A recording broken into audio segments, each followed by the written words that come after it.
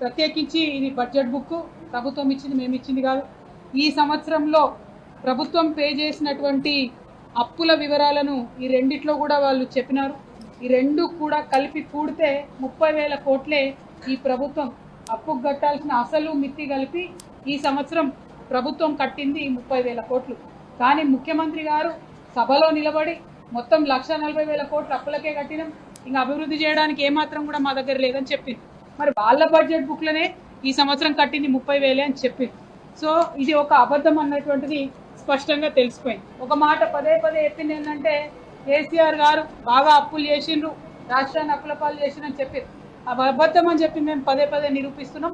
మళ్ళీ ఇది ఈ రోజు ఇచ్చినటువంటి ఈ పుస్తకం ఇందులో వాళ్ళే నిరూపించుకుంటూ తెలంగాణ రాష్ట్రం ఏర్పడ్డప్పటి నుంచి ఈ రోజు వరకు జరిగినటువంటి అప్పు 4,37,000 కోట్లని ప్రభుత్వమే ఇచ్చింది. కానీ కేసీఆర్ గారిని పట్టుకొని 7.5 లక్షల కోట్లు అప్పు చేసిరు, మీరు ఇన్ని లక్షల కోట్లు అప్పు చేసిరు అని చెప్పి పదే పదే చెప్తుంటారు.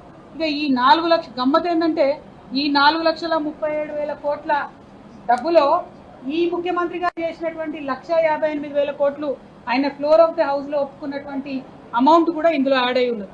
అంటే కేసీఆర్ గారు చేసినటువంటి అప్పు మీద వాళ్ళు తప్పుడు ప్రచారం చేసిందన్న విషయాన్ని ప్రభుత్వము మరి ఈ 2 పుస్తకాలలో కూడా ఈ బడ్జెట్ లో రాసి ఇవ్వడం అన్నటువంటిది వాళ్ళ అసత్యాలను ఎండగట్టేటట్టుగా ఉన్నది.